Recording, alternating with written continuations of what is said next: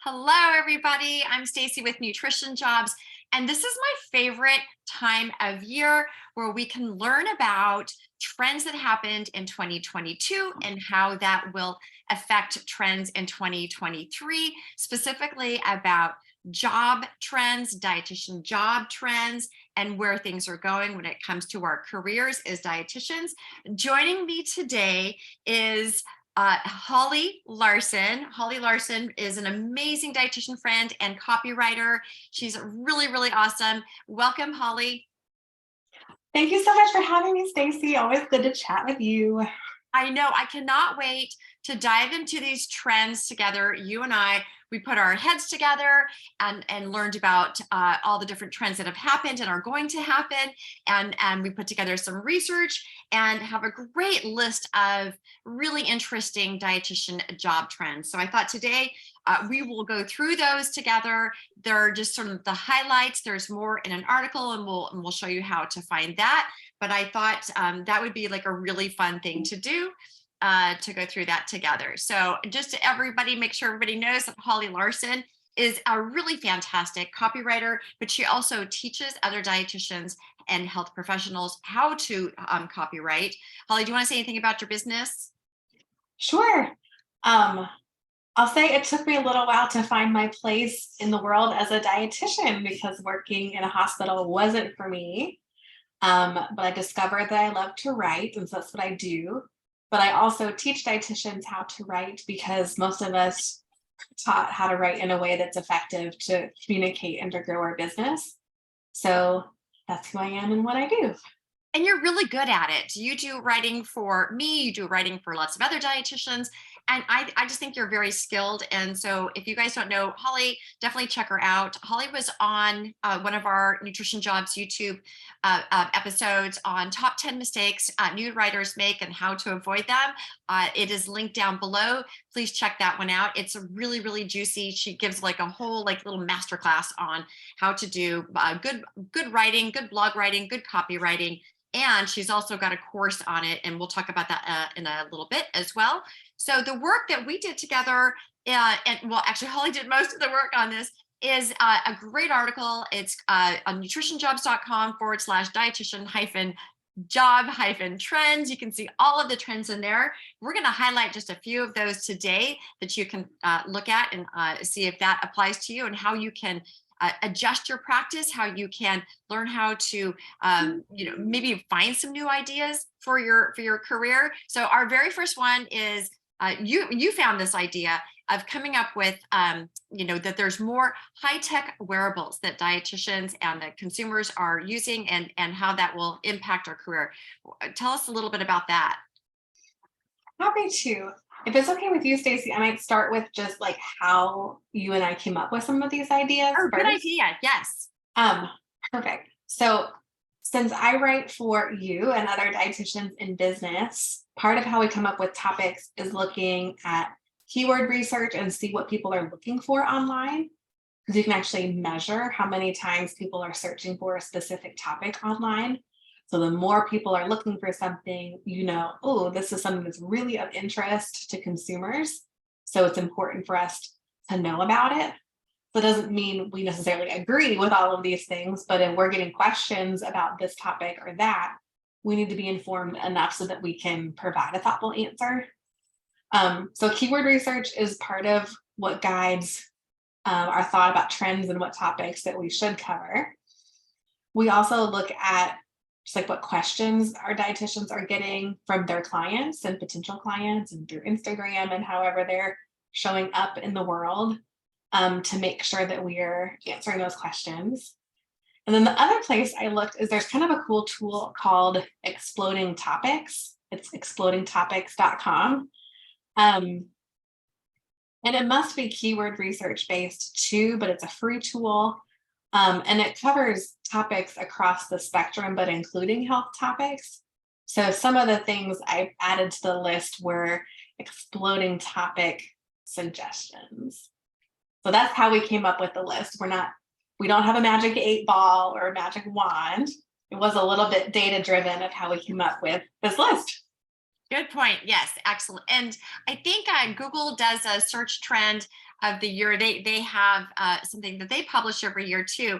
And what they published this year is how can I change? I think that was the quote. And I thought that like was so significant about for dietitians and their careers. Like how can I change my career?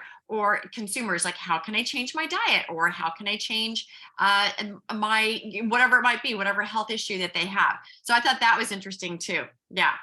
All right. Are you ready? Yes. Okay. You've already seen this. High tech wearables. What about that? How can dietitians apply that to their careers?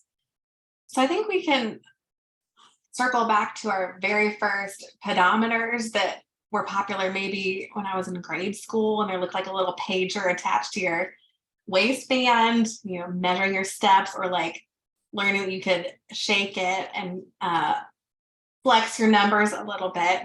But these days, there's a lot of data that can be tracked, and a lot of us are interested in data and like to see things.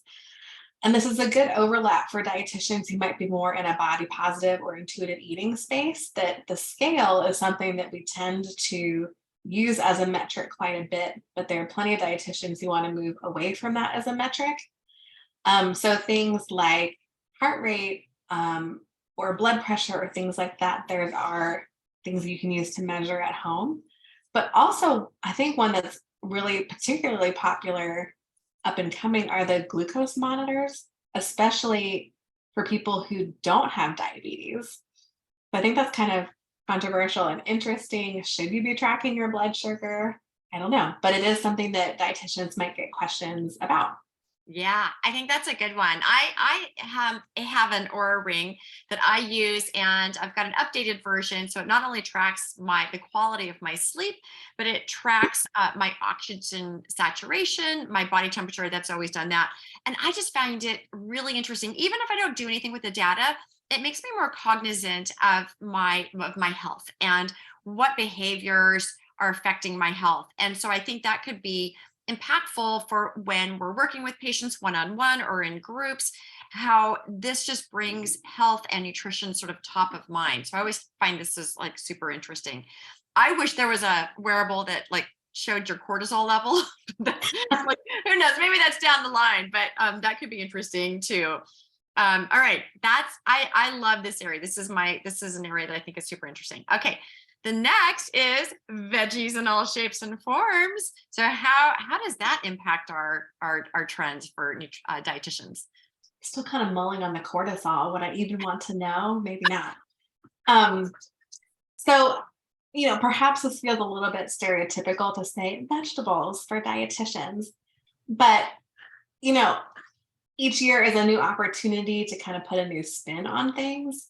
So, um, there are just a lot more kind of fun products related to actually eating more vegetables, from all the different spiralized noodles in the freezer and different freeze dried things, or adding vegetables in minor or major quantities to products, just trying to get more nutrition Yeah. into the foods that we're eating. Yeah. I've noticed that on both TikTok and Instagram Reels, where there was a lot of interest in baking and baking products. Now there's really interesting people, dietitians and others, that are making a lot of really fun foods from vegetables. There was the feta and the tomato dish. There was just a lot of interest in vegetables and big salads, and just showing what nutrients can be found in that. And I think that's a great area. I think just as the market moves in that area, it's great for dietitians to be aware of that and be able to like jump onto that trend, that wave, and just take it on, like just move with it. I think it's a fun trend. Anything that we can do to help make cooking, and especially vegetables, feel more approachable and more doable Yes. is always a good thing for our audience. Right. And that vegetables don't have to be some fancy thing that takes forever to prep. And yeah, just easy, simple ways to get veggies in. Yeah, good.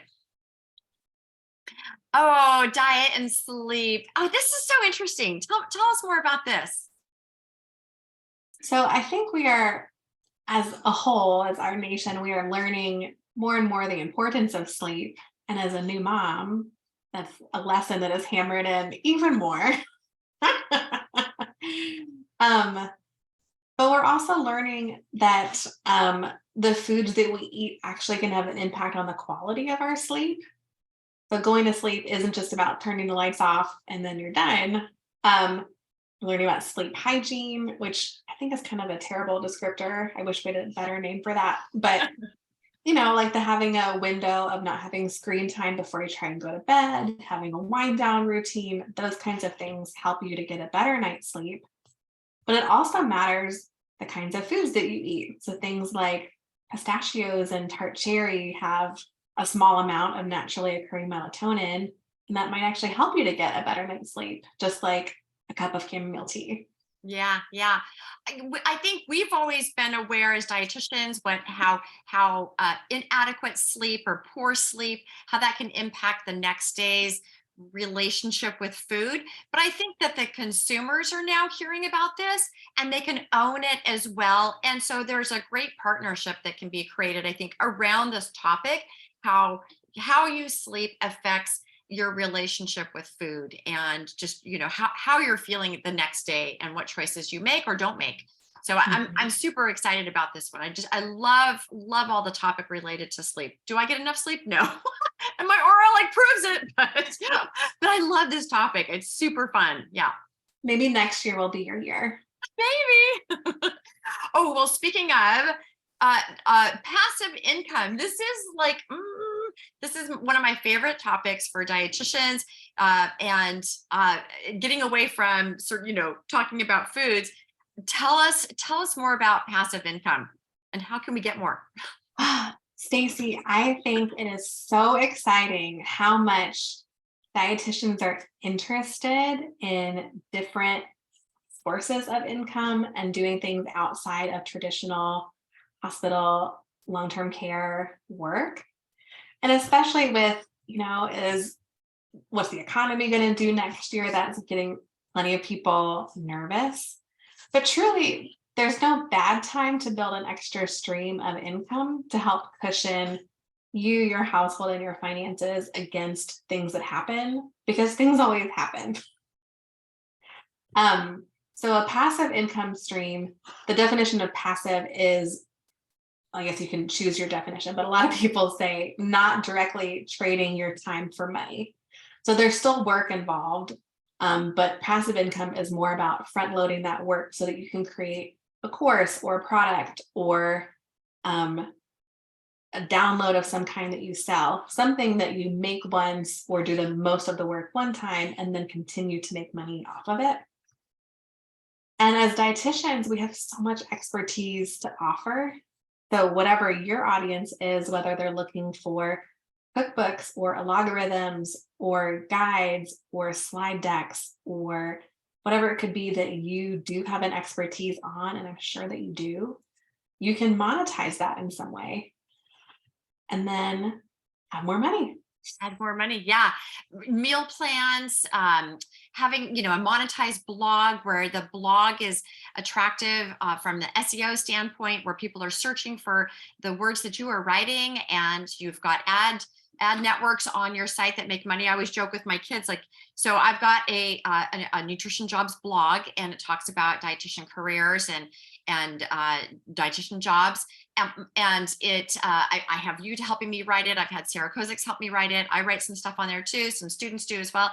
And it makes passive income. And I always joke with my kids, like when we're out on a walk or out wherever, I'm like, hey, you guys, I just made some money right now. Like passive income. And like you said, what's the definition of passive? Like there was a lot of work that went into creating that platform, creating those words, and having something SEO driven takes a lot of effort, and having it the words be of help to somebody. I think that's super important. But the idea that dietitians, whether you're in a traditional job, whether it's clinical or research or academic or long-term care, that you can have this idea of passive income on the side. You can do it on the side, and it really keeps things interesting. I think it's also important to help get the word out to consumers that dietitians can help in this space, so that we're out there flooding the internet with our words, with our products, with our services. So that, I think it, it has sort of two purposes from my perspective that we can all benefit from. So I think, and I also always am interested in having dietitians be able to show their value and make more money. And passive income is an idea that is a trend, but it's a trend that's here to stay, and we should just like jump on that, all of us as dietitians of some sort. I've got Well, a lot of articles, yeah, and I'll put it'll be down below, a lot of articles on how you can make passive income and blogging. There's a lot of dietitians that help us dietitians with copywriting and blogging, yourself included. There are links to those people down below as well. Yeah. I was just going to say, blogging, if you want to start a blog, the time is now. Getting to ad revenue is a long game. This is not like an Instagram reel. SEO is not sexy. It's a slow and steady game. But once you can reach that threshold of starting to get ad income, it's awesome. Yeah, I agree. All right, our next one is intuitive eating. This has been a fun topic for many years from the dietitian's perspective. And in fact, we have a great article on how to get intuitive eating dietitian jobs. But tell us a little bit more, like how this showed up in consumer trends. So intuitive eating, I think, is a lot better known, but still pretty misunderstood. I think people, like, some of the keywords around intuitive eating are like, is this just the eat anything diet? Like, that's it. That's not really it. Intuitive eating is sort of the opposite of trying to micromanage your body and your metabolism with highly restrictive diets, which is a lot of how we were trained as dietitians. And now learning more about intuitive eating, like, oh, I wish we weren't really trained that way.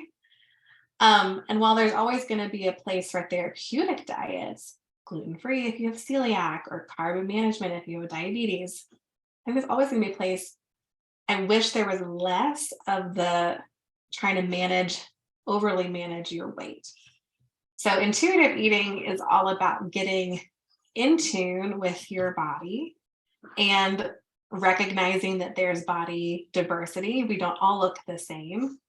And that tools like the BMI are not useful and actually harmful. And so it's just helping people to get away from the harm of all of that restrictive dieting to get to a place of real health and working in harmony with your body instead of against it. Yeah, I think this reminds me of the topic and the trend of diet and sleep. I think as dietitians, a lot of us are aware of this way to practice working with our clients. But that the clients are starting to understand that this is a way that they can approach their relationship with their body, with their food, with the food that they eat. So I love that this is like sort of coming together and gelling together to sort of propel our careers and to propel an idea of how we can practice as dietitians. So that's super exciting. All right, we've got one more that we're going to talk about, and this is TikTok. If you were to ask some of my, my teenagers and their cohorts, TikTok is a trend, they would say, like, what are you talking about? Like, this has been around forever. But I think what you're talking about, right, is we can show up on TikTok. So tell us a little bit more about this. So TikTok is pretty casual. So some dietitians prefer to be more formal, both in person and in the way that they write, and that's totally fine. But there's also room to be more approachable and more casual, and TikTok is a good format to do that. So it's video based, and there are a lot of dance videos, and some dietitians think that's fun, and some think that is a terrible idea. I've not done any dances on TikTok myself. But it's just a more casual way to connect with people. And I think that's great. I agree with you. You're right. I think that other social media platforms, they all have their different personalities and who they attract or how you should show up on them. I'm always a big fan of LinkedIn, of course, because it's business. But TikTok is a great way. Like, you don't have to dance, and you can just show yourself making food and do a voiceover on that, and that works really well. I do my sort of career ones, talking about different ways to show up for job interviews or for your resume or your LinkedIn profile, whatever it might be. And although none of it's gone viral, I don't have the Yes. recipe down for it. But it's a great way for me to show up. And my 18-year-old daughter and all her friends are like giving me the high signs, like, go, you go, you're almost there. So I think there's just a lot of different ways to show up. But the bottom line is that you're creating content for a consumer to benefit, to be better at their relationship with food, with however it is that you make money as a dietitian. Being on TikTok is a great way to meet your client, to meet the person that you're trying to be of service to, and show them all of what you can do in a way, like you said, that it's very casual, that it doesn't take as much orchestration. I always feel like YouTube, you have to be a little more polished in your video production, but TikTok, like, it's expected when you can be all ends of that spectrum. So I just think it's another great way for dietitians to show up and to be of service to consumers, because there's a lot of other people out there, like health coaches or other people. So let's get in there and be part of this and be able to show our expertise. But again, being of service to our consumers. So I think it's super exciting, TikTok. Great call to action. Well Yes. done. Yeah. So, okay, that's just a handful of some of the trends that you found and are coming our way in 2023 that we need to make sure we're aware of and see how that can influence our jobs, our services, our work in 2023. There's a whole lot more on the blog article, so please do check that out down below. Holly has this wonderful program course that I hope you can check out. That will be linked down below. You've also got another program. Tell us about your blogging program. Great. I have a mentorship program called the RD Blog Club. And Susie, I made this program because it's what I wish I'd had when I was first an entrepreneur and I was overwhelmed and spread way too thin and just felt isolated and like I didn't know what I was doing at all. Yeah. So, as we said at the beginning, most of us are not taught how to write well in a way that connects well with real people. Yeah. And then our own stuff, working on our own business, just is really easily flipped to the back burner when we have client work. So if someone else has a deadline for us, that tends to get our attention first. And then our own stuff are like, oh, we'll just write the blog tomorrow or Monday next week, and then it just doesn't get done. Or when you try and open up a document to write a blog, you don't have a good structure, you don't feel confident. So instead you're scrolling on TikTok and then, okay, we'll just try again. So that's from speaking to dietitians who would like to write, but could benefit from some accountability and just some guidance of how to write better. Yeah. So the blog club is a monthly membership program where I guide my members through writing one blog a month for their business. So I give them the deadlines of topic this day, draft this day. Then I personally read and review and edit each blog post to help make it better, more clear, more approachable, better for SEO, all of those things. That's fantastic. And then they go and accept or don't accept my suggestion. They submit their final draft and I hire my proofreader to proofread it. And then they publish it to their blog. That's fantastic. I thought it was just like a accountability club. This is the full thing. This is awesome, you guys. Definitely take advantage of this membership. It can really, really help you. And I think oftentimes when there's work like this that can be done anytime, it gets done no time. Right. So having this accountability, but you're getting professional injection of expertise to show you just, how to make it better. Oh, that's fantastic, Holly. I'm glad you shared that. Thank you so much. That's really good. Yeah, and thank you so much for all of the research that you've done to share all these trends with us. It is super fun. I love doing this. And yeah, that's really great. So here is what her course looks like. It's got some basics. You talk about finding your voice and how to write compelling copy, storytelling, the mindset work, and how to write in less time. But I love the idea of both of the course and of the membership. That is super, super valuable for everybody. You guys know that I've got a bunch of courses on Nutrition Jobs about how to feel more confident for a job interview. I've got resume templates so that it looks like what a dietitian resume should look like for resumes.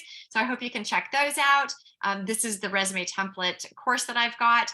Of course, we always have a monthly instant makeover where we look at your resume and your LinkedIn profile. And speaking of LinkedIn, on my site, you can download your own LinkedIn checklist so that your profile really stands out. It's very modern and can attract opportunity. And please subscribe on YouTube. There's tons of video tutorials for you. Please hit the subscribe button and the little bell, and you'll get notified when we publish a new edition. And do check out NutritionJobs.com for jobs and for posting your resume so that employers can find you. Connect with me on LinkedIn or any way that you want to. Do follow again on YouTube, Instagram, all over the place, and do check out Holly's work as well. So thank you so much, and I'm super excited to start these trends. Thanks so much, Stacy. Yeah, thank you for having the time to be with us today. Bye for now, everyone.